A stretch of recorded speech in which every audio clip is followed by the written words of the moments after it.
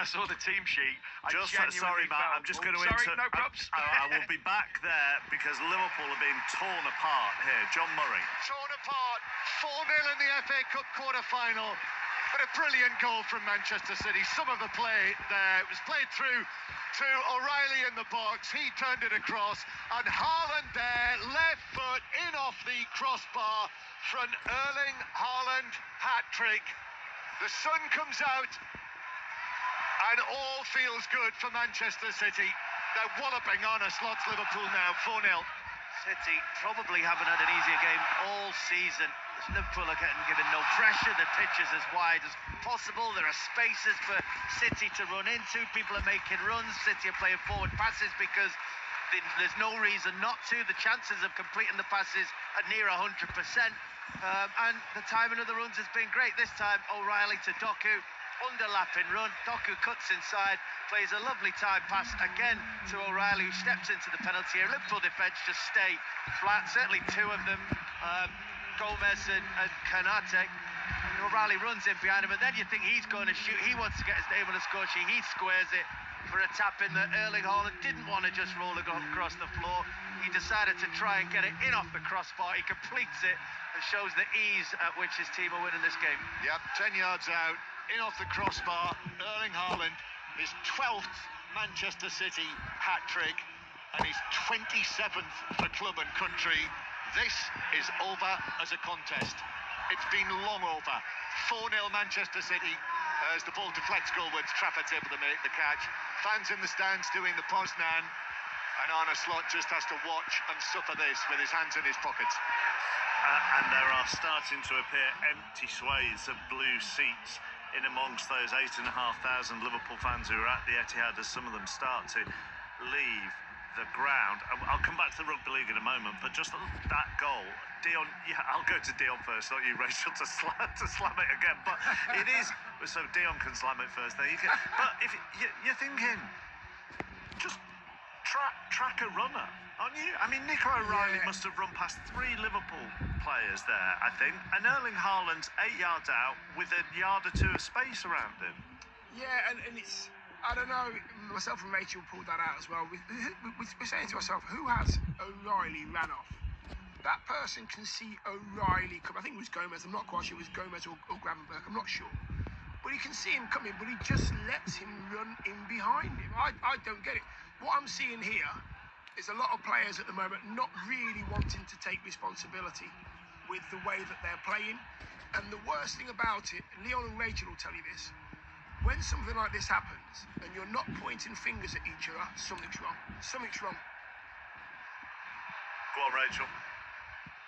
It's strange to watch because it really looks like there's no real urgency or intensity or even just a sort of an acceptance or an awareness of when dangerous situations are arising. You know, it's in Man City play out. It comes, I think, right from the goalkeeper. And you've got to say there's some really good play in that. Doku, great little double movement to get in behind Gomez. That's just good play. Then you've got to adjust. Then you get the chance to readjust and reset.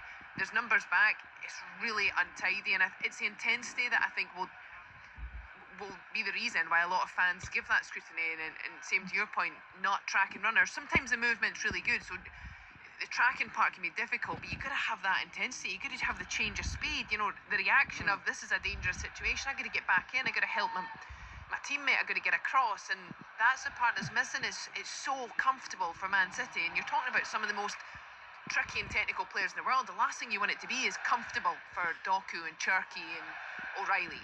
You know, they're really good in the tightest of spaces. To give them space and time, head up, free-flowing movement it's very strange. Dave? I think just looking at the start of that goal as well, Mark, it's a Liverpool press, I think, with 5 players, and Gravenberch's so slow to close Rodri. He can move back, breaks the lines, then City are in. But big credit to Nico O'Reilly this season. In terms of when he started as a left-back in games, he's been directly involved in 11 goals now. That was his 6th assist of the season. If we look at Premier League defenders, only Jurrien Timber's been directly involved in the same 11 goals. So he's really come alive this kind of season. And just on Cherki as well, Mark, it was the 11th assist of the season, the cross for Semenyo. Only Bruno Fernandes and Doku have got more assists in all competitions than Manchester City's playmaker. And you feel, don't you, John Murray, that there could very well be more in this. What have you got left? 25? Yeah, we've got nearly half an hour left. Plus added time, but actually Manchester City made a couple of changes. Rodri, who's on a yellow card, he's being replaced by Nico Gonzalez, and Savinho's coming on to replace Jeremy Doku. But Liverpool, it's been a theme, Leon, hasn't it, this season? You know, competitive first half, wasn't a great deal in it. The penalty happens, and then suddenly it feels like the roof's falling in. Yeah, the moment something goes against them, they mentally can't get over it, or they certainly don't get over it quickly. And then things become disjointed. Yes, it is actually effort and work rate, but it's also lack of sort of communication between each other. It's sort of going through the motions. You're seeing that they are closing people down, but there's no snap in the closing people down. When they do, it's when a couple of people go, you talked about trying to close down with five, and then the five behind them or four behind them are just watching what the front five are doing and not realising that they're a whole team. There's just so many things going wrong for this Liverpool team at the moment. The City are absolutely enjoying every moment. You know what? You know what, Oz? I think, and I'm not saying it's a one-man team here, but if Robertson was playing in this team, I don't think they'd be 4 down. I really don't. Just down to his anger, down to his leadership, down to him pointing and pulling players up. I don't think they'd be 4. They'd be losing the game because City have been better, but they haven't got anybody on the pitch that's going to say, what is going on? Because everybody just seems to be going through the motion in the red shirt. Maybe the comeback starts here. Liverpool have got a penalty.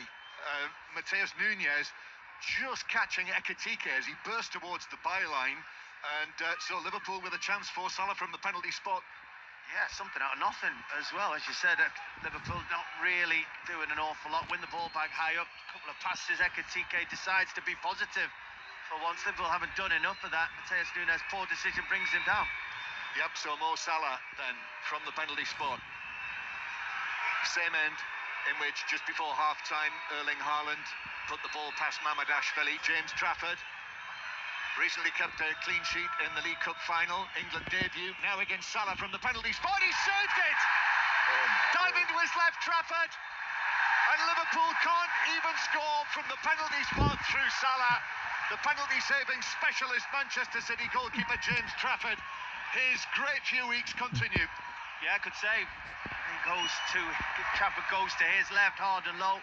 Salah goes for power in that direction. Good save. Didn't seem like a difficult save once the goalkeeper goes the right way, but it's just a feeling that the keeper was going to save that, wasn't it? I think the stadium kind of expected that was going to happen. I don't know what Liverpool fans were feeling, but it's been that kind of day for Liverpool. What do you do? 4-0 still. What do you do here now if you're Arne Slot? You're 4-0 down, you've missed a penalty, there's 25 minutes to go, Rachel. You've got Paris Saint-Germain on Wednesday. You've already talked about players getting used in the build-up to this to playing a game every 3 days, which we discussed earlier we thought was a bit odd. What do you do for these 25 minutes? It's just that I don't know there's a right answer to that, really. Yeah, you could look at arguably taking some players off to go, well, I want them legs to be rested, but equally I think there's a few players here who, you know, they might think, well, we'll just leave them on because they won't be playing on Wednesday, so it doesn't matter. But as well, Rachel, 4-0's bad enough, but if you start making changes and bringing the kids on now, what does 6 and 7 start to look like to his tenure at the football club? He is looking to make substitutions. I can see 3 potentially being made, but yeah, it's a big half an hour for him. Let's go back to the Rugby League. Matt Newsom waited patiently to talk to us. So we were at Huddersfield, getting rid of Luke Robinson, and then it immediately turning round by beating Wigan.